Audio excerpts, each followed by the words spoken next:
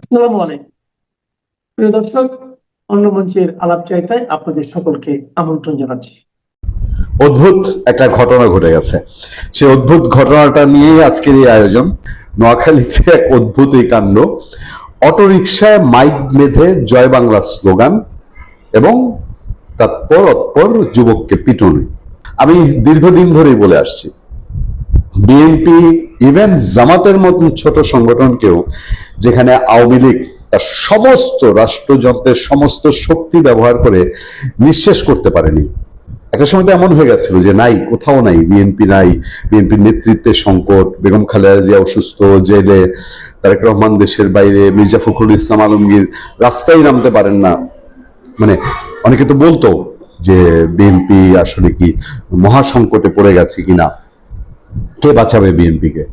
জামাত ইসলামী দেখলেই ধরে, পুলিশ ধরে, ছাত্রলীগ ধরে, ধরে হয় পুলিশ জেলে ভরে, আর নাহলে ছাত্রলীগ পিটায়।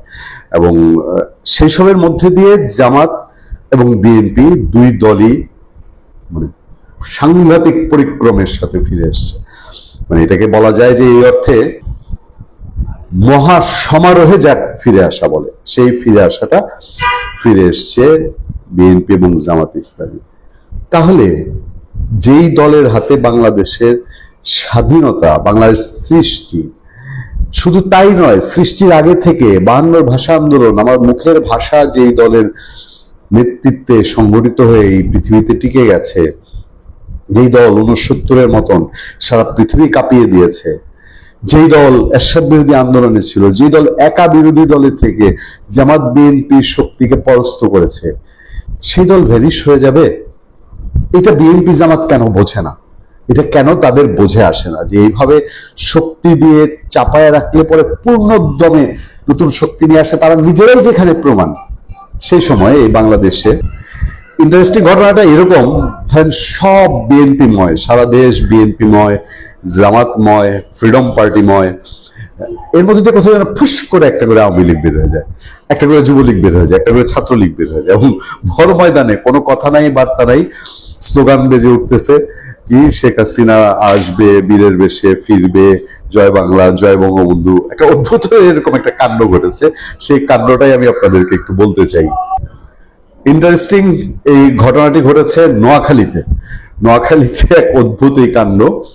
অটোরিকশায় মাইক বেঁধে জয় বাংলা স্লোগান এবং তৎপর যুবককে পিটুনি। আচ্ছা, কি হয়েছে সেটা?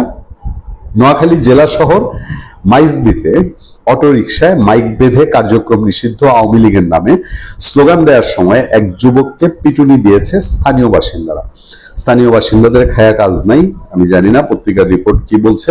এটা স্থানীয় বাসিন্দার জায়গায় বোধহয় বিএনপি বা জামাত অথবা এনসিপি নামক ফ্রিডম পার্টি, এটা হইলে ভালো হইতো। আচ্ছা, এ সময় প্রচারে ব্যবহৃত দুটি মাইক অটোরিকশা থেকে খুলে নেন তা, এছাড়া কেড়ে নেওয়া হয় একটি অ্যাম্পলিফায়ার। সোমবার সকাল 10:30টার দিকে শহরের টাউন হল মোড়ের দক্ষিণে অবস্থিত জেলা আওয়ামী লীগের কার্যালয়ের সামনে এই ঘটনা ঘটে। আচ্ছা, ঘটনাটা কেমন ঘটেছে? যে প্রত্যক্ষদর্শীরা যেটা জানাচ্ছে যে সিএনজি চালিত অটোরিকশাটির উপরে মাইক দুটি বাঁধা ছিল। ভেতরে বসে ওই যুবক, একজন যুবকই মাইকে স্লোগান দিতে থাকে। শহরের পৌর বাজার এলাকা থেকে সুধারাম থানার দিকে যেতে যেতে শেখ হাসিনা আসবে, বাংলাদেশ হাসবে, জয় বাংলা, জয় বঙ্গবন্ধু ইত্যাদি স্লোগান দেন তিনি। আমি জানি না ভেতরে হঠাৎ কি জয় বাংলা জাগ্রত হলো ভদ্রলোকের সাত সকালে অটোরিকশার উপরে মাইক বাঁধা তিনি এই শেখ হাসিনা আসবে, কি শেখ হাসিনা আসবে, বাংলাদেশ হাসবে, জয় বাংলা, জয় বঙ্গবন্ধু। মানে একটু কি যেন অসামঞ্জস্য লাগছে ঘটনাটার মধ্যে। স্লোগান দিতে দিতেই কার্যক্রম নিষিদ্ধ আওয়ামী লীগের জেলা কার্যালয়ের সামনে আসেন ওই যুবক। সেখানে অটোরিকশা থেকে নেমে সড়কে দাঁড়িয়ে স্লোগান দেন তিনি। এর চেয়ে বেশ সাহসী মানুষ এই বিরূপ বাংলাদেশে এটা কিভাবে সম্ভব হলো আমি জানি না। তবে এ সময় স্থানীয় কিছু বাসিন্দা তেড়ে এলে অটোরিকশায় উঠে যান। পরে ওই বাসিন্দারা অটোরিকশা থেকে তাকে টেনে হিসড়ে নামিয়ে মারধর করে। অটোরিকশা চালককেও চর থাপ্পড় দেন তারা। এরপর মাইক ও অ্যাম্পলিফায়ার কেড়ে নিয়ে ওই যুবক ও অটোরিকশা চালককে ছেড়ে দেওয়া হয়। খুবই সুবোধ কাজ নিশ্চয়ই। ভেতরে একটু আবেগ নাড়া দিয়ে উঠেছে খবর পেয়ে। মানবিকতা কাজ করেছে। খবর পেয়ে পুলিশ এসে এবার the patient has been died before the doctor came. Police ঘটনার পরে আইসা মাইক ও এমপ্লিফায়ার জব্দ করে। আচ্ছা, এবার ওসি সাহেব সুধারাম থানার ভারপ্রাপ্ত কর্মকর্তা মোহাম্মদ তৌহিদুল ইসলাম তিনি বলছেন যে ওই যুবকের নাম পরিচয় জানা সম্ভব হয়নি, তাকে শনাক্ত করার চেষ্টা চলছে। পুলিশ ঘটনাস্থলে পরিদর্শন করে প্রচারণায় ব্যবহৃত মাইক্রো অ্যাম্পলিফায়ার জব্দ করে। আমি বিষয়টা এই নিউজটা পড়ছিলাম আর আমি হাসছিলাম যে এই লোকের মাথায় কি চাপলো এবং এতে করে আওয়ামী লীগেরই কি মাহাত্ম আসলো বা আওয়ামী লীগের কি লাভ হলো লস হলো আমি জানি না। মাঝখান দিয়ে বেচারা নিজে মায়ের ধর খাইলেন এবং এই মাইকলার কাছ থেকে, মাইকলারও কি বুঝে যে মাইক ভাড়া নিছেন, মাইকলার মাঝখানে মাইক গুলোও গেল, অ্যাম্পলিফায়ার গেল। এই ঘটনাটা খুব বিচ্ছিন্ন ঘটনা হলো। আমার কাছে মনে হয় কি জানেন, ওই যে শুরুতে বললাম না যে জোর করে যে কথা বলে না, গানের লাইন আছে না, জোর করে মন হরণ করো না। এখন মানুষের মনের মধ্যে যা আছে, এই যে মাঝে মধ্যে 15ই আগস্টে দেখা যায় না বা 7ই মার্চে যে এত নিরাপত্তা, এত জাল, নিরাপত্তার জাল, সবকিছুর মধ্যে একজন রিক্সা চালক, একজন স্কুল চালক, একজন গৃহিণী বাচ্চা নিয়ে স্মৃতিসৌধে দিয়ে হঠাৎ করে জয় বাংলা স্লোগান দিতে থাকে। এগুলো আসলে যে বলে না যে আপনি শরীরে আঘাত করতে পারবেন কিন্তু কোনো চেতনাকে আপনি গুলি করেও শেষ করতে পারবেন না। বাংলাদেশের সবচেয়ে গভীর এবং সবচেয়ে বড় এবং 1 নম্বর কিংবা বলতে পারেন কেবলমাত্র সমস্যা, সে সমস্যাটা নিয়ে কিন্তু কোথাও কোনো আলোচনা নাই। কত ধরনের আলোচনা হচ্ছে, টক শো হচ্ছে, ইউটিউব হচ্ছে, কিন্তু যে সমস্যার কারণে বাংলাদেশ উঠতে পারছে না সেটা নিয়ে আমরা কিন্তু আলোচনা করছি না। সেই সমস্যাটা হলো বাংলাদেশের মূলধারা এবং স্বাধীনতা বিরোধী এই যে বিভাজনটা, অর্থাৎ আমরা যেটা বলি মুক্তিযুদ্ধের পক্ষের শক্তি, মুক্তিযুদ্ধের বিপক্ষের শক্তি, এই বিভাজনটা বাংলাদেশে আছে বলেই, অর্থাৎ বাংলাদেশ 2 ভাগে বিভক্ত বলে বাংলাদেশে বিদেশিরা এতটা সুযোগ পায়। সেটা ভারতীয়দের বলুন, সেটা চাইনিজদের কথা বলুন, সেটা আমেরিকানদের কথা বলুন, এমনকি পাকিস্তানিদের কথা বলুন বা অন্য কারো, ইদানিং তুরস্কের কথা বলা হয়। এই এতগুলো বিদেশি শক্তি বাংলাদেশে এসে ঘাঁটি গাড়তে পারে, তারা প্রত্যক্ষ বা পরোক্ষভাবে প্রভাব বিস্তার করতে পারে এবং তারা যদি এক পক্ষকে সাথে নেয় অন্য পক্ষ সাধারণত পরাজিত হয়, যেটা আমরা সুস্পষ্টভাবে 2024 সালে জঙ্গি উত্থানকালে আমরা দেখতে পেলাম। সেখানে কি হলো, মার্কিনীরা এবং সাথে অন্যান্যদের কথাও বলা হয় এরা মুক্তিযুদ্ধ বিরোধী শক্তির পক্ষে গেল অথবা মুক্তিযুদ্ধ বিরোধী, জঙ্গি, স্বাধীনতা বিরোধী, মৌলবাদী শ্রেণী যে ষড়যন্ত্র করলো সেই ষড়যন্ত্রে অর্থ করি এবং সবকিছু তারা কিন্তু ওইখান থেকে পেল এবং তাদের সবার স্বার্থ এক হয়ে গেল। মার্কিনীদের স্বার্থ ছিল যে মার্কিনীরা বাংলাদেশে ঘাঁটি করবে, মৌলবাদীদের স্বার্থ ছিল মৌলবাদী স্বাধীনতা বিরোধীরা 71-এর পরাজয়ের প্রতিশোধ নিবে, যুদ্ধাপরাধীদের বিচারের প্রতিশোধ নিবে এবং শেখ হাসিনাকে পরাজিত করবে, যেটা তারা 1975 সালে বঙ্গবন্ধু হত্যাকাণ্ডের মাধ্যমে করেছিল। আর মুক্তিযুদ্ধের পক্ষের শক্তি শেখ হাসিনার উদ্দেশ্য কি ছিল? এই বাংলাদেশটাকে 2 হাত দিয়ে আঁকড়ে ধরে থাকা, এই বাংলাদেশটাকে রক্ষা করা, বাংলাদেশের অর্থনৈতিক উন্নয়ন করা, বাংলাদেশের গরিব মেহনতি সাধারণ মানুষের ভাগ্য উন্নয়ন করা। এই তো এই বিভাজন আপনাকে বুঝতে হবে যে স্বাধীনতা বিরোধীরা বাংলাদেশে কি চায়, মুক্তিযুদ্ধের পক্ষের শক্তি বাংলাদেশে কি চায়। আমরা এই বিভাজনের আমরা প্রথমে একটু চেতনাগত পার্থক্যটা দেখি। চেতনা হলো মুক্তিযুদ্ধের পক্ষের শক্তি মূলত 1972-এর সংবিধানের কথা বলে, অর্থাৎ বাংলাদেশ একটা আধুনিক গণতান্ত্রিক অসাম্প্রদায়িক রাষ্ট্র হবে।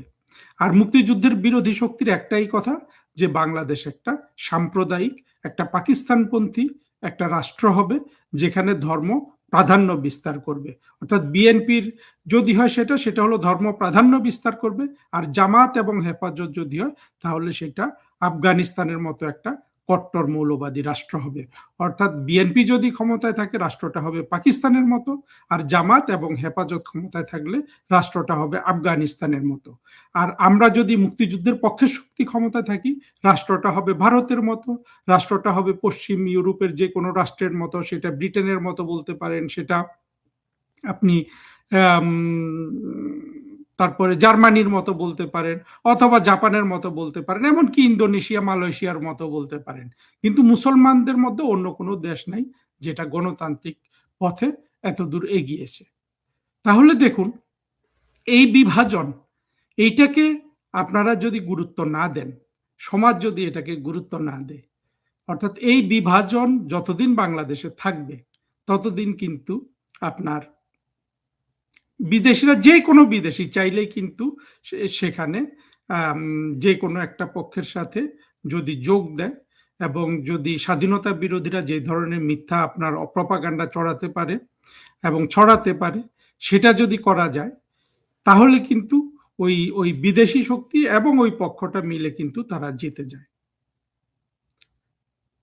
আমি যেটা বলবো যে এক কথায়, সেটা হলো বাংলাদেশের এই মুক্তিযুদ্ধের পক্ষের বিপক্ষের এই যে দুইটা অবস্থান, এটা আমরা সবাই জানি এই অবস্থানটা আছে, কিন্তু আমরা যেটা বুঝি না যে কোন পক্ষটা বেটার বাংলাদেশের জন্য, সেটা বোঝার জন্য আসলে আমাদের খুব বেশি দূরে যেতে হবে না।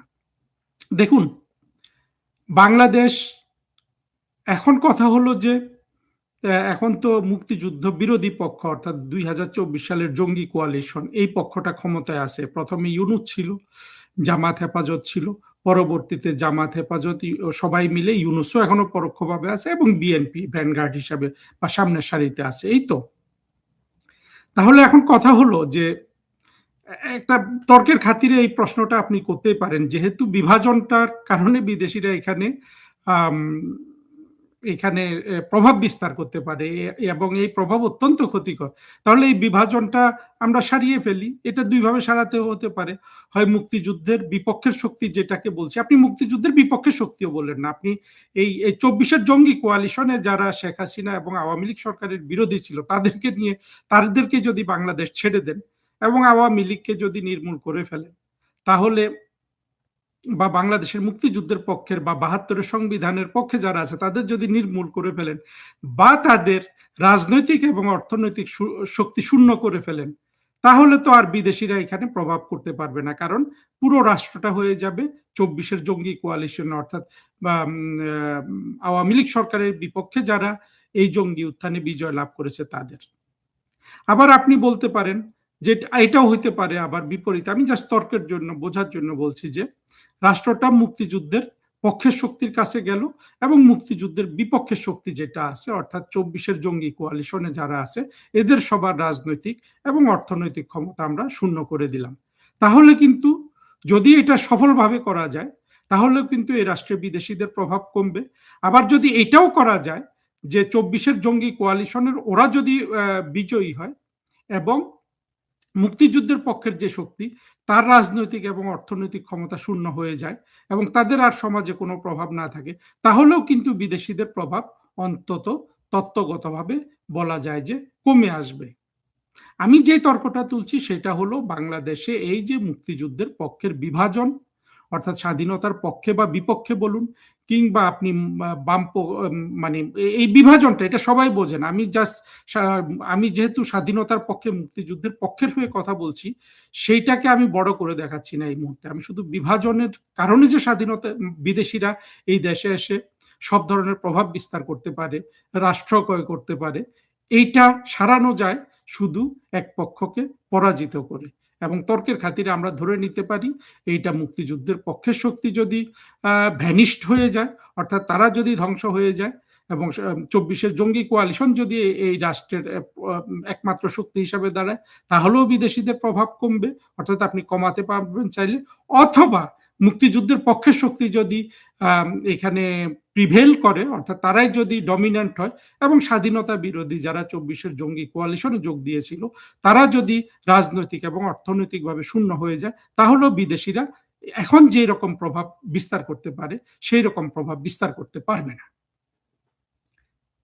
এটা যদি আপনি বুঝে থাকেন, এতটুকুন বুঝে যদি থাকেন যে এই বিভাজনটার কারণেই বিদেশিরা এই রাষ্ট্রের মধ্যে এত প্রভাব বিস্তার করতে পারে, চাইলে ওরা $29 মিলিয়ন খরচ করতে পারে, যে কোনো একটা পক্ষে চলে যেতে পারে এবং এবং একটা সরকারকে ফেলে দিতে পারে, হুম, তাহলে এই বিভাজনটা তো আমাদের বিভাজনটাকে আপনার শূন্য করতে হবে, অর্থাৎ এই বিভাজন রাখা যাবে না, এই পক্ষে বোধহয় আপনি বা আপনারা যারা শুনছেন তারা মত দিবেন। এখন প্রশ্ন হলো যে আপনি বা আমি বা রাষ্ট্রটা কোন পক্ষে যাবে, অর্থাৎ মুক্তিযুদ্ধের পক্ষে থাকবে না মুক্তিযুদ্ধের বিপক্ষে থাকবে। এটা নিয়ে আমি অনেক কথা বলেছি এবং এই কথা যতদিন বাংলাদেশের মানুষ না বুঝবে ততদিন আমাদের সবাইকে এই তর্কটা তুলে যেতেই হবে। দেখুন, মুক্তিযুদ্ধের পক্ষ মানে হলো ৭২-এর সংবিধান। ৭২-এর সংবিধান মানে হলো যে একটা আধুনিক, অসাম্প্রদায়িক এবং ধর্মনিরপেক্ষ গণতান্ত্রিক রাষ্ট্র গঠনের স্বপ্ন। আর বিএনপি, জামাত যারা ২৪-এর জঙ্গি কোয়ালিশন, তাদের স্বপ্নটা হলো কখনো আধা ধর্মীয়, কারো মতে আধা ধর্মীয়, কারো মতে পূর্ণ ধর্মীয় একটা ইসলামিক মূল্যবোধ সম্পন্ন ইসলামিক ধর্মীয় রাষ্ট্র কায়েম করা। এটা বিএনপির যেসব বুদ্ধিজীবী, তারা বিশেষ করে একটা ছেলে আছে বিএনপির বুদ্ধিজীবীদের মধ্যে, আমি যাকে মনে করি যে তর্ক এবং যুক্তি তোলার ক্ষেত্রে সে কিন্তু বিএনপির এখন ১ নম্বর বুদ্ধিজীবী। বিএনপির যত বুদ্ধিজীবী আছে কেউ কিন্তু তার সাথে তর্ক করে পারবে না। সেই ছেলেটার নাম হলো রেজাউল করিম রনি। আমি ভেবেছিলাম এটা ফাহাম আব্দুল সালাম নামে একটা ছেলে এটা ভালো, কিন্তু দেখলাম যে ওই ছেলেটা আসলে কথা বুঝিয়ে বলতে পারে না, গালিগালাজ করে, যেটা মির্জা ফখরুলের জামাই। কিন্তু এই যে একটা ছেলে, তাকে আবার অনেকে মুক্তিযুদ্ধের পক্ষ থেকে যারা কথা টথা বলে, আমাদের মূলধারার সমর্থক কিছু ছেলে পেলে, এই রনি ছেলেটার বলে যে ও ইন্টারমিডিয়েট পাশ করেনি, এটা সেটা, কিন্তু আমার মনে হয় ওর কথাগুলো মনোযোগ দিয়ে শোনার দরকার আছে। ও কিন্তু খুব সুন্দরভাবে বিএনপিকে, এখন সে বিএনপি সমর্থক একেবারে খোলামেলা ভাবে, এবং বিএনপি কি ধরনের রাষ্ট্র গঠন করতে চায় বিএনপির প্রতিনিধিত্বটা সে করে, এবং সে কিন্তু এটা খুব ভালোভাবে বুঝিয়ে বলতে পারে। এবং যে কোনো জঙ্গি মতবাদ নিয়ে আপনি যখন একটা বুদ্ধিবৃত্তিক তর্ক করবেন বা একটা যুক্তি খাড়া করবেন, তার মধ্যে যতটুকু অন্তঃসার শূন্যতা আছে, এই ছেলের যুক্তির মধ্যে ততটুকু অন্তঃসার শূন্যতা আছে।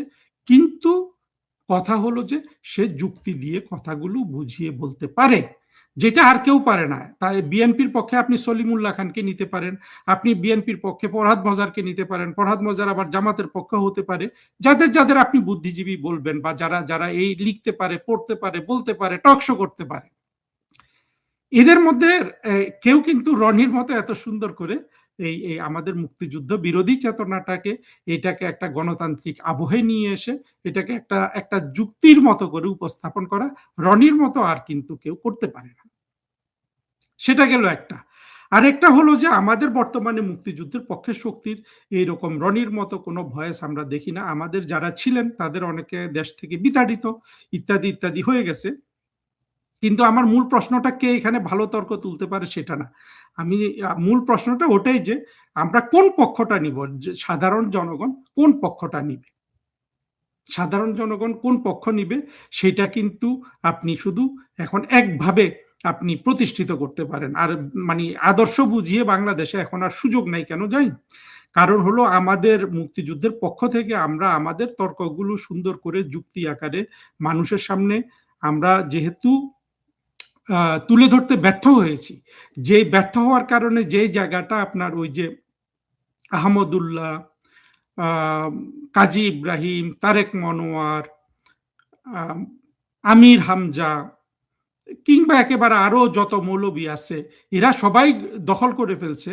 মানুষ শুধু ওয়াজ মাহফিল শুনে, অর্থাৎ মুক্তিযুদ্ধের পক্ষের যে আমাদের যে একটা একটা সার্বজনীন আদর্শ ছিল অসাম্প্রদায়িক গণতান্ত্রিক রাষ্ট্র, সেই আদর্শ বোঝানোর মতো বাংলাদেশে এখন আমাদের আসলে সক্ষমতাটা অনেক কমে গেছে।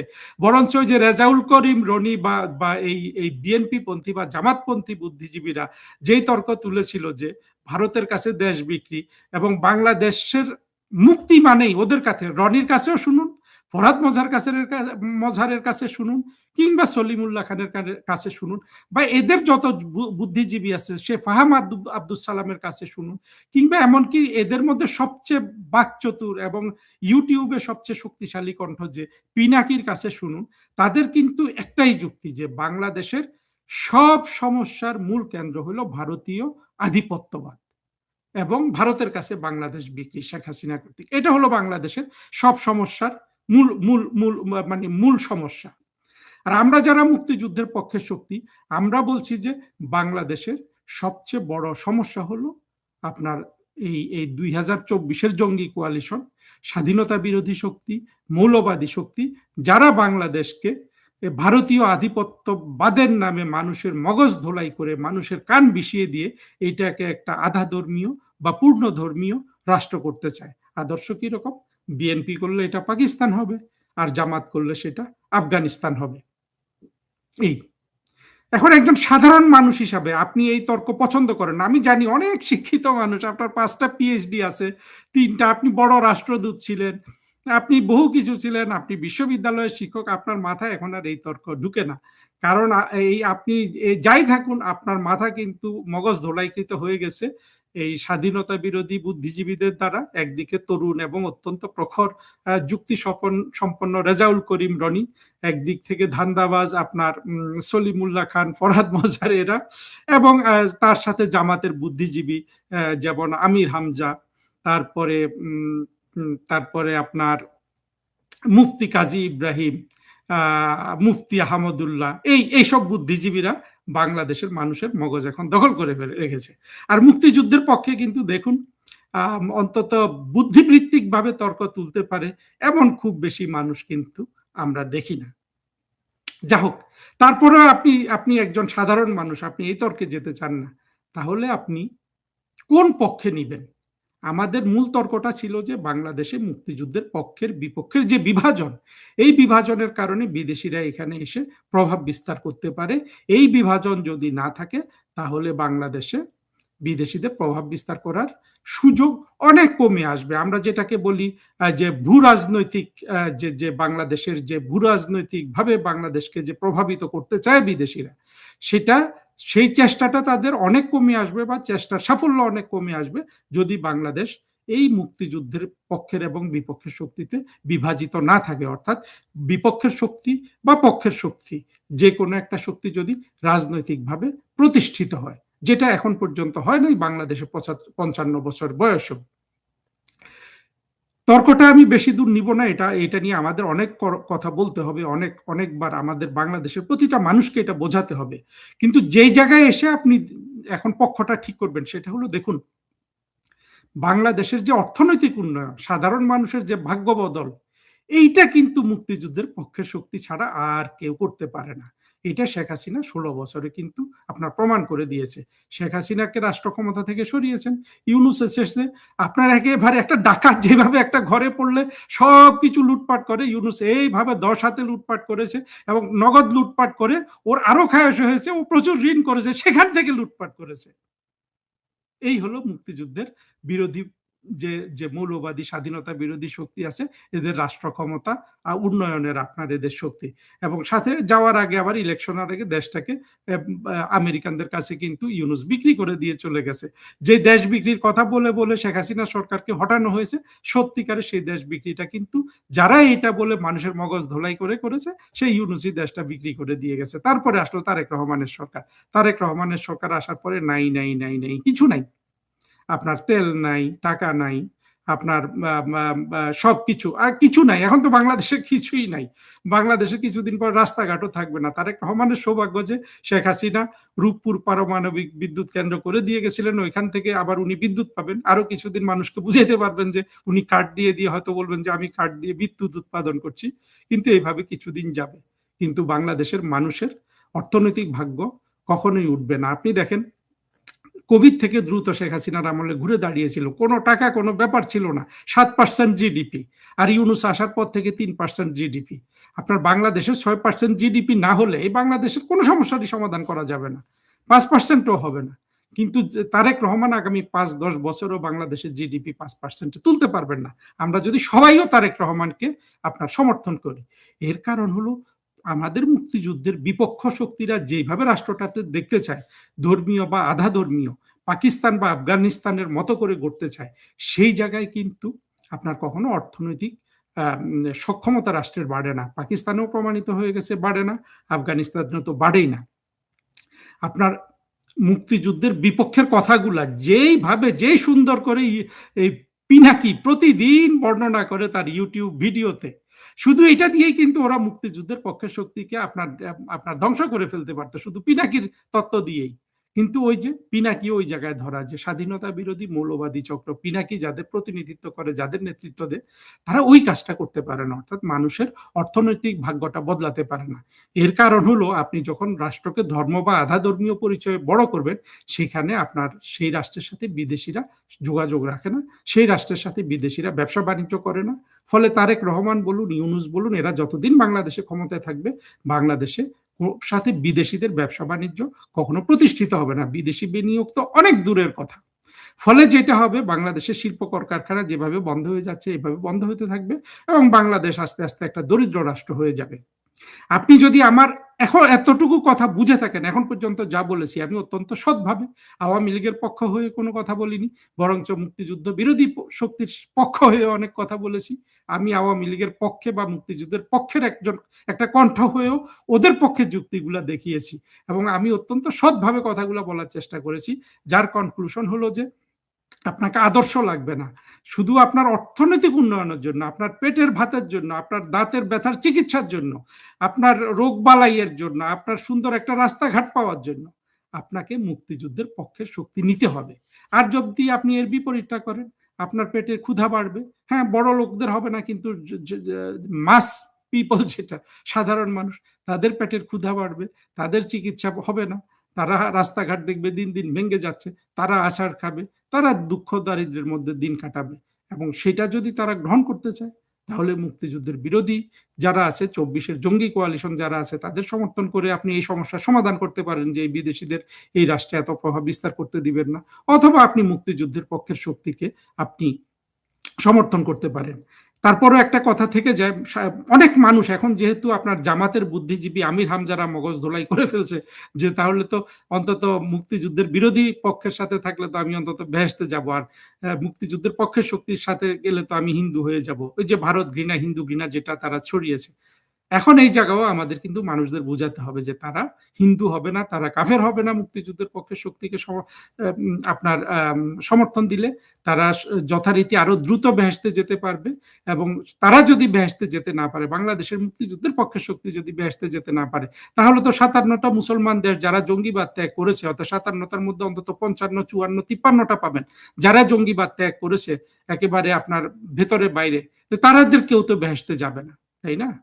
ফলে আপনি যেভাবেই তর্ক করুন না কেন, আমি যত যুক্তি দিই মুক্তিযুদ্ধের বিপক্ষে শক্তির হয়ে, আখেরে কিন্তু আপনাকে, যদি আপনি আপনার অর্থনৈতিক উন্নতি চান, তাহলে আপনার বাংলাদেশের মুক্তিযুদ্ধের পক্ষে শক্তিকে সমর্থন করতে হবে, এবং মুক্তিযুদ্ধের বিপক্ষে শক্তিকে আপনার রাজনৈতিকভাবে এবং অর্থনৈতিকভাবে শূন্য করে দিতে হবে। কেবল সেইটা করতে পারলে আপনি বিদেশিদের প্রভাব মুক্ত হতে পারবেন এবং দেশের উন্নতি করতে পারবেন। আর মুক্তিযুদ্ধের বিরোধী শক্তিকে আপনি যদি বিজয়ী করে মুক্তিযুদ্ধের পক্ষের শক্তিকে যদি ভ্যানিশ করে দেন, তাহলেও আপনি বিদেশিদের প্রভাব আপনি শূন্য করতে পারবেন, কিন্তু আপনাকে দিন দিন দরিদ্র থেকে দরিদ্রতর হয়ে যেতে হবে। এটাই ছিল বক্তব্য। ঢাকায় এখন একটাই প্রশ্ন, পররাষ্ট্রমন্ত্রী খলিলুর রহমানকে নিয়ে চারিদিকে এত গুঞ্জন কেন? অনেকেই প্রশ্ন করছেন, তার নজর কি ক্ষমতার শিখরের দিকে, নাকি এটা কেবলই কূটনীতির কোনো নতুন অঙ্ক? আজকের ভিডিওতে আমরা দেখব এই গুঞ্জনের পেছনে আসলে কি আছে, আর কেনই বা হঠাৎ করেই আলোচনার কেন্দ্রে উঠে এলেন খলিলুর রহমান। সম্মানিত দর্শক, মোহাম্মদ খলিলুর রহমান, বাংলাদেশের মানুষ তাকে কি খুব একটা চিনত? ছিলেন মার্কিন মুল্লুকে, এর আগে বাংলাদেশে ছিলেন তত্ত্বাবধায়ক সরকারের এক প্রধান উপদেষ্টার একান্ত সচিব ছিলেন, কিন্তু অনেক বছর পরে হঠাৎ তাকে আলোর নিচে টেনে আনেন, আলোর মধ্যে টেনে আনেন অন্তর্বর্তী সরকারের সাবেক প্রধান উপদেষ্টা ইউনূস। তাকে বানিয়েছিলেন রোহিঙ্গা বিষয়ক হাই রিপ্রেজেন্টেটিভ। কি তিনি রিপ্রেজেন্ট করেছেন তা কেউ জানেন কিনা আমি জানি না। এর মধ্যেই আচমকা হয়ে গেলেন অন্তর্বর্তী সরকারের জাতীয় নিরাপত্তা উপদেষ্টা। এটি নিয়েও অনেক গুঞ্জন হয়েছে। তারপরও আবারও গুঞ্জন। উড়ে এসে জুড়ে বসা মানুষটির ব্যক্তি জীবনের কিছু কেলেঙ্কারিও উঠে এলো এখানে সেখানে সোশ্যাল মিডিয়ায়। নাগরিকত্ব নিয়ে তোলপাড় হলো। তার মার্কিন পাসপোর্টের কপি, নানান নাম্বার এবং নানান তথ্য সোশ্যাল মিডিয়ায় ভাইরাল হলো। এগুলো আমার আলোচনার বিষয়বস্তু নয়, এবং তিনিও এসবে মনোযোগ না দিয়ে ওই সময় মানবিক করিডোর নিয়ে উঠে পড়ে লাগলেন। এটি নিয়ে অনেক কন্টেন্ট আমরা করেছি, দেশে অনেক আলোচনা সমালোচনা হয়েছে। আর যখন তখন এই কাজের ফাঁকে তিনি উড়াল দিতে লাগলেন দেশের বাইরে, কখনো যুক্তরাষ্ট্রে, কখনো কাতারে, কখনো তুরস্কে, কখনো সিঙ্গাপুরে বা চায়নায়। অবশেষে যে মানবিক করিডোরের বিষয়টি, এটি থেমে গেল সেনাপ্রধান জেনারেল ওয়াকারুজ্জামানের হুঙ্কার শোনার পরে। মানবিক করিডোরের বিষয়টি ঠান্ডা হয়ে এসেছে, কিন্তু খলিলুর রহমান যে ছুটতে লাগলেন সেই তীব্র গতির ছোটা থামেনি। এক পর্যায়ে অনেকে বলাবলি করলেন, মনে করলেন ইউনূসের গদি টিকিয়ে রাখার মিশনে নেমেছেন খলিলুর রহমান। যুক্তরাষ্ট্রে যাচ্ছেন, আসছেন, কাতারে সিআইএর লোকজনের সঙ্গে বসছেন, কি ষড়যন্ত্র করছেন এগুলোই আলোচনা হতো, কিন্তু সামনে প্রকৃত সত্যটি আসতো না। এক সময় দেখা গেল যে সেনাবাহিনীর সঙ্গে তার বিরোধ স্পষ্ট হয়ে উঠলো। অনেকেই অনেক কথা বলেছে যে তিনি একটি কু করতে চেয়েছিলেন, পাল্টা কু করতে চেয়েছিলেন, নানাবিধ, এবং মেজর জেনারেল বা লেফটেন্যান্ট জেনারেল পদমর্যাদার লোকদের নিয়ে গ্রুপিং লবিং এগুলো এসছে। তারপরে দেখলাম আমরা যে যুক্তরাষ্ট্রের সঙ্গে যে বাণিজ্য চুক্তির আলোচনা হলো, যেটা বাণিজ্য উপদেষ্টা এবং তার টিম নিয়ে হচ্ছিল, সেখানেও তিনি আবার অত্যন্ত গুরুত্বের সঙ্গে জায়গা করে নিলেন, নাম লিখিয়ে নিলেন। যাই হোক, লম্বা প্রক্রিয়ার পরে আশা নিরাশার দোলাচলে এক পর্যায়ে অবশেষে আরটিএ, রেসিপ্রোকাল ট্রেড এগ্রিমেন্ট, পারস্পরিক বাণিজ্য চুক্তি, এবং এনডিএ, নন ডিসক্লোজার এগ্রিমেন্ট, এইরকম একটি চুক্তি স্বাক্ষরিত হলো। এটি নিয়ে অনেক সমালোচনা হয়েছে বাংলাদেশে। এই জন্য হয়েছে যে এই চুক্তিতে বাংলাদেশের স্বার্থ ভুলুণ্ঠিত হওয়ার প্রশ্ন নানান জায়গা থেকে, গণমাধ্যম থেকে, মেইন স্ট্রিম থেকে উঠেছে, এবং এতে যে এককভাবে যুক্তরাষ্ট্র ফায়দা লুটেছে এটি স্পষ্ট হয়ে গেলেও এটি নিয়ে আসলে খলিলুর রহমান, ইউনূস কারও কিন্তু কোনো জবাব মেলেনি, কোনো বক্তব্য পাওয়া যায়নি। উল্টো খলিলুর রহমান বলেছেন যে এই চুক্তি নিয়ে যে এত তর্ক হচ্ছে এটিতে বিএনপি এবং জামাতের সম্মতি আছে, যদিও জামাতের আমির এটি প্রতিবাদ জানিয়েছেন, বিএনপি চুপ করে থেকেছে। সুপ্রিয় দর্শক, ইতিমধ্যে আপনারাও জেনেছেন যে যুক্তরাষ্ট্রকে খুশি করতেই একতরফা যুক্তরাষ্ট্রের অনেক শর্তে বেশি দামে নানান পণ্য কিনতে রাজি হয়েছে বা বাধ্য হচ্ছে বাংলাদেশ। এবং একেবারেই খুব টাটকা খবর হচ্ছে যে 30 এপ্রিলের মধ্যে 14টি বোয়িং বিমান কেনার বিষয়টি, এটি তো আসলে এখন টক অফ দ্য কান্ট্রি। দেশে অর্থ কি আছে না নেই, সরকার চলছে ঋণ করে, কিন্তু বোয়িং কিনতে হবে, কারণ চুক্তি করেছেন মহাজন ইউনূস। এবং এসবের পেছনে ইউনূসের পাশাপাশি রোজার রহমান নামে খ্যাত এই খলিলুর রহমানের অবদান কম নয় বলে সাধারণ মানুষ বিশ্বাস করেন। এজন্যই হয়তো মার্কিন সামরিক এবং গণমাধ্যম শিল্প কমপ্লেক্স খলিলকে একজন আন্তর্জাতিক ব্যক্তিত্ব হিসেবে প্রতিষ্ঠা করতে উঠে পড়ে লেগেছে। এরই মধ্যে গত 12 ফেব্রুয়ারির নির্বাচনের পর তারেক রহমানের নেতৃত্বাধীন বিএনপি যখন সরকার গঠন করে, এই সরকার গঠন করার পর দেখা গেল খলিলুর রহমান বাংলাদেশের জাতীয় নিরাপত্তা উপদেষ্টা থেকে এক লাফে পররাষ্ট্রমন্ত্রী হয়ে গেলেন, সবাইকে তাক লাগিয়ে দিলেন।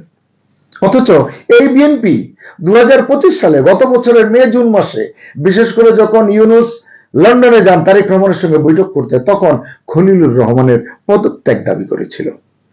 যাই হোক, পররাষ্ট্রমন্ত্রী হয়েও আবার গুঞ্জনের কেন্দ্রবিন্দু হয়ে ওঠেন খলিলুর রহমান। কেউ বলেন ইউনূস তদবির করেই বা শর্ত সাপেক্ষে খলিলকে তারেক রহমানের সরকারে ঢুকিয়ে দিয়েছেন, তারেক নিতে বাধ্য হয়েছেন। আবার কেউ বলছেন মার্কিন যুক্তরাষ্ট্রের পছন্দে এবং ইচ্ছাই খলিল হয়েছেন পররাষ্ট্রমন্ত্রী। তার মানে ওই যে ডিপ স্টেট বলুন বা সরকার পতনের যে প্রক্রিয়া, ওই প্রক্রিয়াটি তার মানে এখনো সক্রিয়, যদি এই কথাটি সত্যি হয়। কিন্তু আমি বলতে পারছি না যে এই দুইয়ের মধ্যে কোনটা আসল সত্য। এটা বোঝা না গেলেও ইতিমধ্যে এটা স্পষ্ট হয়েছে, মার্কিন যুক্তরাষ্ট্র খলিলকে আরো বড় জায়গায় দেখতে চাইছে। জানা গেছে কিছু মার্কিন কর্মকর্তা জাতিসংঘের সাধারণ পরিষদের সভাপতি হিসেবে খলিলুর রহমানের নির্বাচন নিশ্চিত করতে ব্যাপক তদবির তাগাদা করে চলেছে। এই কাতারে সামিল হয়েছেন প্রভাবশালী মার্কিন সমাজসেবী সরোস ফান্ড ম্যানেজমেন্ট এলএলসির প্রতিষ্ঠাতা জর্জ সরোস, ওপেন ফাউন্ডেশনও তার, এবং তার সাথে যুক্ত বিভিন্ন গোষ্ঠী। সবার একটাই নাকি টার্গেট, খলিলুর রহমানকে আরো বড় ভূমিকার দিকে এগিয়ে দেওয়া বা নিয়ে যাওয়া। সরোজগং গত কয়েক মাস ধরে খলিলের ভাবমূর্তি উন্নত এবং উজ্জ্বল করতে পুরোদমে কাজ করছে বলেও জানা যাচ্ছে। পররাষ্ট্রমন্ত্রী হওয়ার সুবাদে খলিলুর রহমানের বিদেশ সফরও বেড়েছে পাল্লা দিয়ে। জাতিসংঘ সাধারণ পরিষদের পদের জন্য, যে প্রেসিডেন্ট পদের জন্য সমর্থন জোগাড় করতে খলিল ইতিমধ্যে বেশ কয়েকটি ইউরোপীয় দেশ সফর করেছেন, যুক্তরাষ্ট্র গেছেন, যুক্তরাজ্য গেছেন, নানান জায়গায়, এবং খুব শিগগিরই চীন সফরেও যাবেন। জাতিসংঘ সাধারণ পরিষদের প্রেসিডেন্ট পদের জন্য সমর্থন জোগাড় করতে খলিল রাষ্ট্রীয় খরচের দিকেও তাকাচ্ছেন না। কত খরচ হচ্ছে, এতে কি আউটপুট আসবে সেটি চিন্তায় নেই। চিন্তা হচ্ছে নিজেকে ওই জায়গায় নিয়ে যাওয়া। জাতিসংঘের সাধারণ পরিষদের সভাপতি হিসেবে খলিলুর রহমানকে ইতিমধ্যে সমর্থন জানিয়েছে যুক্তরাষ্ট্র, যুক্তরাজ্য সহ আরো বেশ কিছু দেশ। তার এই ধারাবাহিক কূটনৈতিক তৎপরতা ইতিমধ্যেই অনেকের নজর কেড়েছে। কারণ এমন সক্রিয়তা সাধারণত দেখা যায় তখনই যখন কেউ আন্তর্জাতিক পর্যায়ে বড় কোনো ভূমিকার জন্য প্রস্তুতি নিতে থাকেন। জাতিসংঘ সাধারণ পরিষদের প্রেসিডেন্ট পদ অত্যন্ত গুরুত্বপূর্ণ একটি মাইলফলক একজন কূটনীতিকের জীবনে, নিঃসন্দেহে। কিন্তু খলিলুর রহমান কি কখনো সেই মাপের কূটনীতিক ছিলেন? এই প্রশ্নের জুৎসই জবাব কিন্তু মেলে না। খলিল সম্প্রতি মার্কিন রাষ্ট্রদূত ব্রেন্ট ক্রিস্টেনসেনের সঙ্গে লম্বা বৈঠক করেছেন ঢাকায় তার দপ্তরে, 2-2.5 ঘন্টা। কিন্তু আলোচ্য বিষয় নিয়ে কেউই মুখ খুলেননি। কি আলোচনা হয়েছে? জানা যায় এই সময় ব্রেন্ট ক্রিস্টেনসেন তাকে অনেক তথ্য দিয়েছেন, যেটি তাদের সম্মিলিত যে পরিকল্পনা তার সঙ্গে সামঞ্জস্যপূর্ণ বা তাদের কাজের আলোচনা।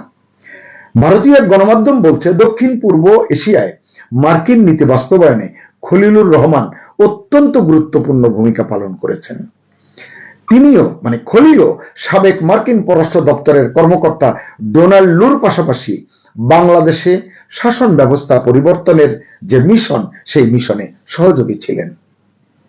দর্শক, এই তথ্য যদি সত্য হয় তাহলে একজন দেশত্যাগী কর্মকর্তার, তিনি লতিফুর রহমানের সময় দেশ থেকে হঠাৎ করে চলে গিয়েছিলেন, একজন দেশত্যাগী কর্মকর্তার হঠাৎ অনেক বছর পর একটি অরাজনৈতিক সরকারে প্রথমে রোহিঙ্গা বিষয়ক হাই রিপ্রেজেন্টেটিভ হওয়া, এরপর হুট করে জাতীয় নিরাপত্তা উপদেষ্টা হওয়া, এবং সর্বশেষ একটি রাজনৈতিক সরকারে টেকনোক্রেট কোটায় পররাষ্ট্রমন্ত্রী নিযুক্ত হওয়া, এবং এমন দলে যারা কয়েক মাস আগেও তার পদত্যাগ দাবি করেছিল।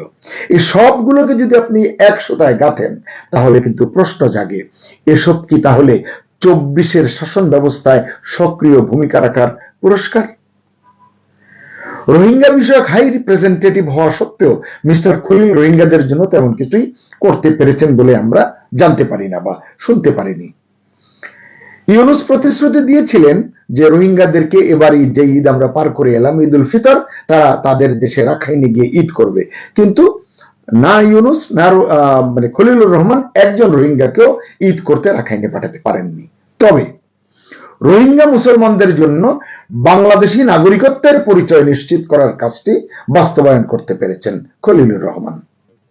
জানা যায় মার্কিন যুক্তরাষ্ট্রের পরামর্শে এবং সৌদি আরবের চাপে খলিলুর রহমান বিএনপি সরকারের পররাষ্ট্রমন্ত্রী হওয়ার 2 মাসের মধ্যেই সৌদি আরবে থাকা রোহিঙ্গাদের জন্য বাংলাদেশি নাগরিকত্বের নথিপত্র এবং পাসপোর্টের ব্যবস্থা করেছেন। ইতিমধ্যে বেশ কয়েক হাজারের দেওয়া হয়েছে, বাকিগুলো প্রক্রিয়াধীন আছে বলে জানা গেছে। মজার বিষয় হলো, এই যে রোহিঙ্গাদেরকে নাগরিকত্ব দেওয়া হচ্ছে, বাংলাদেশের পাসপোর্ট দেওয়া হচ্ছে, বাংলাদেশের কোন রাজনৈতিক দল, না বিএনপি, না জামাত, না বাম দল, না এনসিপি, কোন দলের পক্ষ থেকেই এই পদক্ষেপের, খলিলের এই পদক্ষেপের প্রতিবাদ করেনি, ন্যূনতম সমালোচনাও করেনি। তবে একটি কাগজে লিখেছে তারেক রহমানের নেতৃত্বাধীন বিএনপি সরকারের অধীনে খলিলকে মোহাম্মদ ইউনূস এবং যুক্তরাষ্ট্রের প্রক্সি হিসেবে চিত্রিত করা হচ্ছে। ভয়াবহ। এবং তাকে একজন প্রধান আন্তর্জাতিক ব্যক্তিত্ব হিসেবে তুলে ধরার প্রচেষ্টা চলছে, এবং এই মিশনে বেশ তৎপর রয়েছে যুক্তরাষ্ট্র, এবং যে কোনো ধরনের পৃষ্ঠপোষকতার জন্য রয়েছে জর্জ সরোস এবং তার বিশ্বস্ত গোষ্ঠীরা। আওয়ামী লীগ সরকার পতনের পরিকল্পনায় মার্কিন যুক্তরাষ্ট্র বাংলাদেশে একটি দীর্ঘমেয়াদী অরাজনৈতিক সামরিক বেসামরিক শাসন, এই কাঠামোটা তারা প্রতিষ্ঠা করবে, এরকম তাদের একটি পরিকল্পনা ছিল। এটি তারা করবে, একদম ধনুক ভাঙা পণ করেছিল, কিন্তু তাদের সেই লক্ষ্য পুরোপুরি বাস্তবায়িত হয়নি। সেজন্য অনেকেই এখন এমনও বলছেন, খলিলুর রহমান যদি বাংলাদেশের পরবর্তী বরিস ইয়েলচিন হয়ে ওঠেন, মানে বাংলাদেশে যদি তিনি বরিস ইয়েলচিন হয়ে ওঠেন, কিংবা হামিদ কারজাইয়ের ভূমিকায় অবতীর্ণ হন, অথবা ভ্লাদিমির জেলেনস্কি হয়ে ওঠেন, তবে ঢাকার অনেকেই হয়তো অবাক হবেন না। কিন্তু আমি অবাক না হয়ে পারছি না, কেন এই নামগুলোর সঙ্গে খলিলুর রহমানকে বা খলিলুর রহমানের তুলনা করা হচ্ছে, তুলনাটা কেন টানা হচ্ছে, কেন হঠাৎ করেই বৈশ্বিক রাজনীতির কেন্দ্রবিন্দুতে তরতর করে উঠছেন খলিলুর রহমান।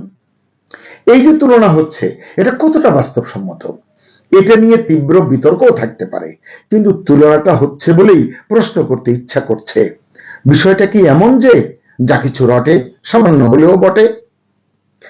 স্বীকার করতে দ্বিধা নেই, কারণ যাই হোক, খলিলুর রহমান এখন কেবল দেশের ভেতরের নয়, আন্তর্জাতিক রাজনীতির আলোচিত নাম হয়ে উঠছেন, কারণ তিনি আন্তর্জাতিক অনেকের স্বার্থ রক্ষার কবচ হয়ে হয়তো উঠেছেন বা উঠছেন। এজন্যই প্রশ্ন করি, তিনি কি সত্যি ক্ষমতার শিখরের দিকে এগোচ্ছেন, নাকি এসবই কেবল অতিরঞ্জিত গুঞ্জন?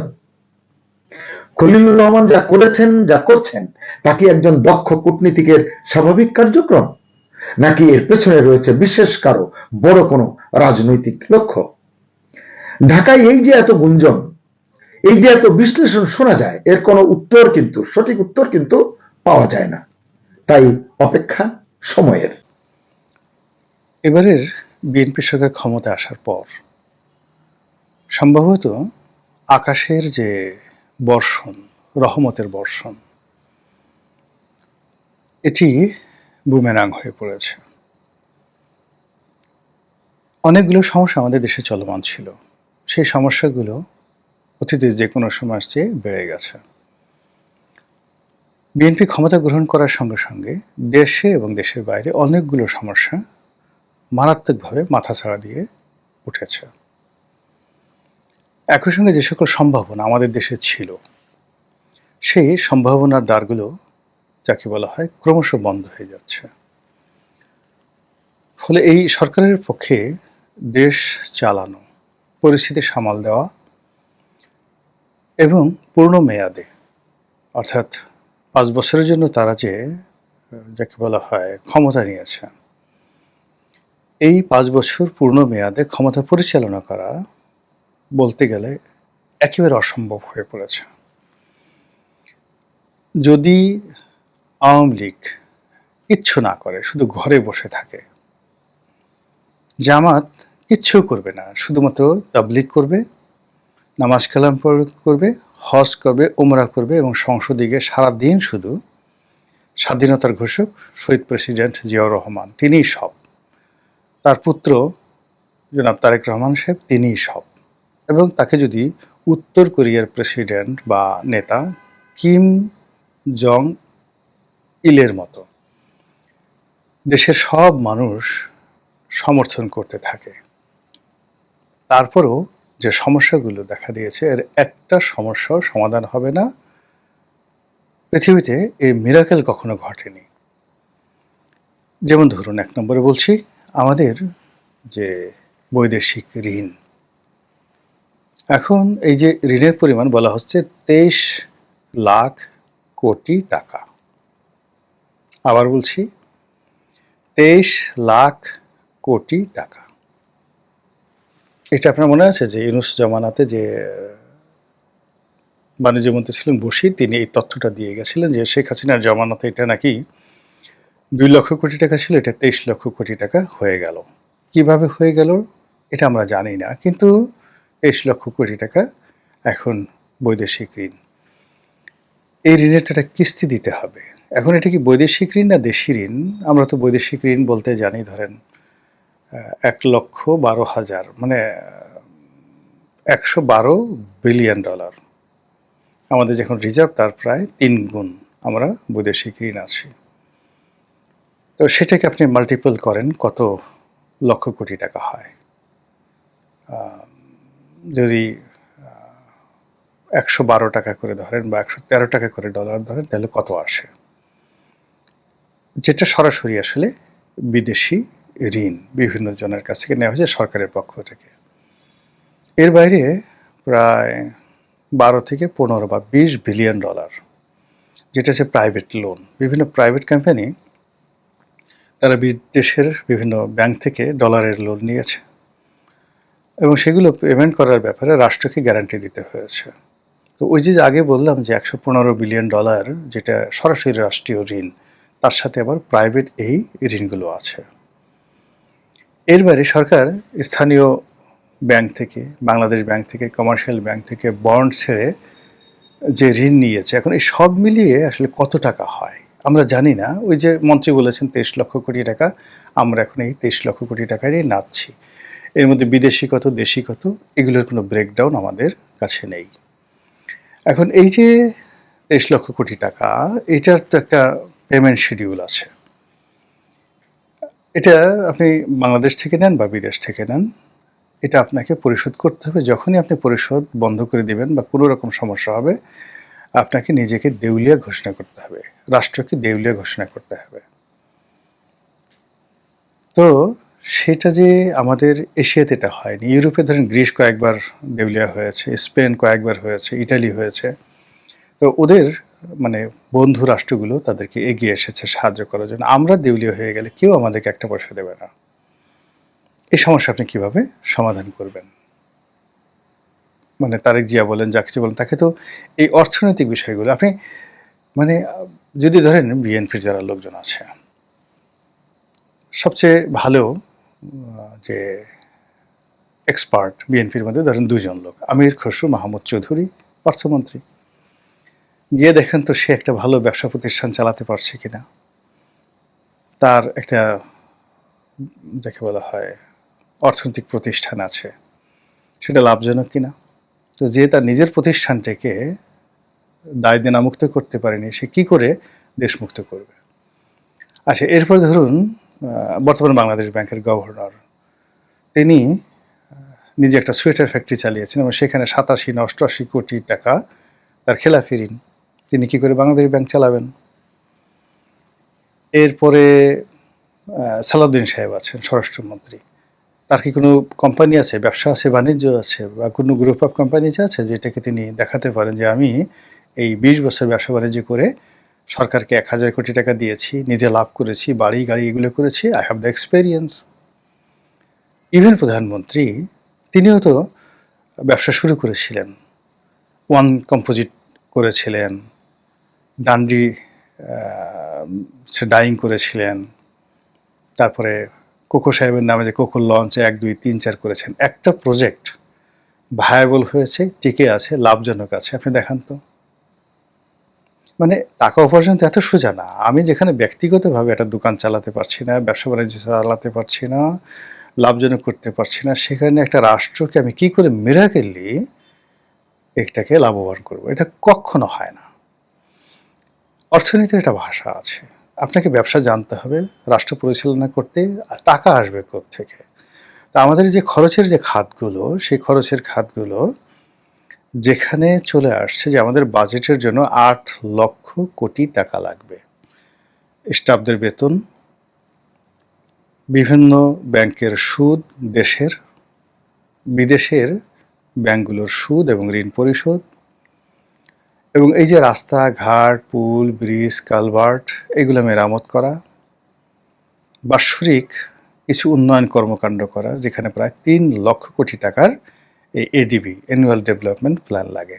মানে এই যে 8 লক্ষ কোটি টাকার কথা বলি, এর মধ্যে ধরেন 2 লক্ষ কোটি টাকা বিদেশ থেকে আমরা ঋণ আনি, বা 3 লক্ষ কোটি টাকা বিদেশ থেকে ঋণ আনি, আর বাকি 5 লক্ষ কোটি টাকা আমরা আমাদের লোকাল যে সোর্সগুলো আছে সেই সোর্স থেকে আমরা রেভিনিউ কালেকশন করি। সেই সোর্সগুলো কি? ভ্যাট, আয়কর, অবকারী শুল্ক, কাস্টমস, ডিউটি অ্যান্ড এক্সাইজ, এরপর যে ভূমিকর, অন্যান্য যে সকল কর আছে, সব মিলিয়ে আমরা এই টাকাটা উপার্জন করি। এর মধ্যে 80% বা 90% কর আসে সেই আয়কর থেকে, কাস্টমস থেকে, ভ্যাট থেকে। তো এখানে নর্মাল যে টার্গেট, এই বাজেটের সাথে যেটা কমপ্লাই করে 8 লক্ষ কোটি টাকার যে বাজেট আপনি করবেন, এই বাজেটের সাথে কমপ্লাই করে আপনার যে টার্গেট, সেই টার্গেটে এই বছরে টার্গেটের চাইতে মিনিমাম 1,20,000 কোটি টাকা আপনার কম ইনকাম হবে। মানে জাস্ট অর্ধেক। আপনি চালাবেন কি করে? 1,20,000 কোটি টাকা আপনি কোত্থেকে পাবেন? কেউ আপনাকে তো দেবে না। আর আপনি যদি এখন এই কস্ট কার্টেল করতে যান, আজকে যদি সেনাবাহিনীর সব লোকদেরকে বলেন যে তোমাদের বেতন অর্ধেক করে দেওয়া হলো, কোনো ট্রেডিং নাই, পোশাক নাই, কিছু নাই। পুলিশকে যদি বলেন যে আচ্ছা ঠিক আছে, চাকরি করলে করো, না করলে না করো, অর্ধেক বেতন আর অর্ধেক লোক ছাঁটাই করে দেন, কয় ঘন্টা টিকতে পারবেন? কি অবস্থা চলবে? এখন এই যে ঢাকা চিটাগাং হাইওয়ে আছে, আপনি যদি মেরামত না করেন, মেট্রো রেল মেরামত না করেন, যে জিনিসগুলো রয়েছে কোনো কিছু আপনি না করেন, এডিবি যদি আপনি বাস্তবায়ন না করেন, গ্রামীণ অবকাঠামো অর্থনীতি যদি আপনার চালু না থাকে, কেউ তো আপনার দল করবে না। তো টেন্ডার নাই, টেন্ডারবাজি নাই, টিয়ার নাই, কাবিখা নাই, কোনো কিছু নেই, কেউ রাজনীতিতে আগ্রহী হবে না। ফলে আপনি দেশ চালাবেন কীভাবে বলেন? এটা সম্ভব নয়। আবার এখন দেশের যে অবস্থা, সেই করোনার পর থেকে আজ পর্যন্ত ক্রমান্বয়ে ব্যবসা কমছে, বিদেশে লোক পাঠানো কমে যাচ্ছে, একটার পর একটা শিল্প কলকারখানা বন্ধ হয়ে গেছে। নতুন সেই গত 2 বছরে 50 লাখ লোক বেকার হয়ে গেছে, আর 50 লাখ নতুন শ্রমশক্তি যোগ হয়েছে, তারাও বেকার। মোট 1 কোটি নতুন বেকার। মানে যাদের চাকরি ছিল তারা চাকরি হারিয়ে ফেলেছে, আর যাদের চাকরি হওয়ার কথা তাদের কোনো চাকরি হচ্ছে না। এই 1 কোটি লোকই যে বার্ডেন ফর দ্য নেশন। এমনি আমাদের দেশে যেটা হলো 18 কোটি মানুষ, 18 কোটি মানুষের মধ্যে শ্রমিক মানে শ্রমজীবী মানুষ হায়েস্ট 6 কোটি। তো 6 কোটির মধ্যে আপনার 3 কোটি নারী, 3 কোটি পুরুষ। নারীদের একটা বিরাট অংশ, এখন 80% নারী শুধু গৃহকর্ম করে, বাইরে তারা কাজকর্ম করে না। দেশে বিদেশে নারীদের কত সংখ্যা? সব মিলিয়ে 50 লাখ নারী আছেন, আর বাকি 3 কোটি নারীর মধ্যে 2.5 কোটি নারী ঘরে বসে থাকে। এই যে পুরুষরা যে কাজগুলো করে, যে অর্থাৎ 3 কোটি পুরুষ, এই 3 কোটি পুরুষের মধ্যে বিদেশে আছে 1 কোটি, বাংলাদেশে আছে 2 কোটি। এই 2 কোটি লোক কাজ করে। এই 2 কোটি বাংলাদেশে যারা আছে তাদের মধ্যে 1 কোটি বেকার। তাহলে বুঝতে পারেন যে ইকোনমি, এগুলো আপনাকে খুব বেশি দূরে যেতে হবে না, আপনি নিজেই শুধু এই ক্যালকুলেশনটা করেন যে আপনি কিভাবে আপনার রাষ্ট্রটা চালাবেন, এবং এই 8 লক্ষ কোটি টাকা আপনি আপনার বাজেটের জন্য কোথা থেকে আনবেন, কে আপনাকে দেবে, কতদিন আপনাকে দেবে। এই বিষয়গুলো নিয়ে সরকারের মধ্যে কোনো রকম আতঙ্ক, হিসেব, খোলামেলা আলোচনা, এবং এই সকল ক্ষেত্রে যেটা জনমত গঠন করার জন্য, মানে সরকারের এই মুহূর্তে সবচেয়ে ভয়ের কারণ হলো সরকারি আমলা কামলা। তো তাদের উপর জনগণের একটা প্রেশার তৈরি করার জন্য যা দরকার সেটা সরকার শুরু করছে না, বরং সরকার বিভিন্ন বোগাস কথা বলছে। তারা আরও 5 লাখ লোককে সরকারি অফিসে নিয়োগ দেবে, আরও 5 লাখ। এদিকে প্রাথমিক শিক্ষকদেরকে নিয়োগ দেওয়া হয়েছে সম্ভবত ইউনূস সাহেবের জামানাতে, যাদেরকে এখন পর্যন্ত নিয়োগ পত্র দেওয়া হয়নি, এরা এখন এসে এই শাহবাগ ঘেরাও করে সেখানে আন্দোলন তারা করছে। তো যেখানে আপনি এক্সিস্টিং যারা আছে তাদেরকে চালাতে পারছে না, সেখানে আপনি আরও 5 লাখ লোককে নিয়োগ দিবেন। তো এগুলোকে বলা হয় অবিমৃষ্যকারী, এগুলোকে বলা হয় আর্তপ্রবঞ্চনা, এগুলোকে বলা হয় ছেলে ভোলানো গল্প। রাষ্ট্র পরিচালনা এটা আপনি 24 ঘন্টার জন্য করতে পারেন, 48 ঘন্টার জন্য করতে পারেন, কিন্তু লং রানে আপনি যদি এই কাজগুলো করতে যান তাহলে আপনি ভালো করতে পারবেন না। যেটা বলছিলাম যে চলমান সমস্যাগুলো যেটা রয়েছে এটার 90% হলো অর্থনৈতিক সমস্যা। তো অর্থনৈতিক সমস্যা, এটার কোনো শর্টকাট এখানে সমাধান নেই। কোনো নবী রাসূল দেখাতে পারবেন না যারা আকাশ থেকে এনে নিজেরা খেয়েছেন এবং জনগণকে খাইয়েছেন। কোনো গাউস কুতুব ওলি আল্লাহ দেখাতে পারবেন না যিনি কাজ না করে এই কাজ চালাচ্ছেন। কোনো রাজা বাদশাহ মন্ত্রী মিনিস্টার দেখাতে পারবেন না যিনি ইনকাম না করে খরচ করেছেন। তার কাছে রাজভাণ্ডারে থাকতে হবে অথবা জনগণের কাছ থেকে কর আদায় করতে হবে। আমরা এই দেশে এখন এই যে কর ব্যবস্থা, সেই কর ব্যবস্থাতে সামনে যে সকল সিদ্ধান্তের কথা শুনতে পাচ্ছি, এনবিআর থেকে যে সকল কথাবার্তা বলা হচ্ছে করের পরিধি বাড়ানোর ব্যাপারে, এটা এই দুর্বল সরকার, এই মুহূর্তে দুর্বল সরকার, তার যতটুকু অস্তিত্ব আছে সেই অস্তিত্বটাকে এই জাতীয় রাজস্ব বোর্ড আবার বিপদে ফেলে দেবে। তার সঙ্গে যে ঘুষখোর কর্মকর্তা রয়েছে, দুর্নীতিবাজ কর্মকর্তা রয়েছে, কোর্ট কাছারি রয়েছে, বিচারালয় রয়েছে, সবার সঙ্গে যে অ্যাডাপশন অ্যান্ড কোঅপারেশন, এটা এই সরকারের জন্য এক মুহূর্তের জন্য এটা এখনো পজিটিভ হয়নি। ফলে আপনি কি টের পাচ্ছেন যে একটা অশরীর সংকেত, একটা ঝড়ের পূর্বাভাস, একটা ফিসফাস কিংবা একটা অশান্তি কিংবা একটা অস্থিরতা চারিদিক থেকে ধেয়ে আসছে, অনেকটা কালবৈশাখীর মতো অথবা মরু ঝড়ের মতো। মহান আল্লাহ আমাদের সবাইকে হিদায়াত দান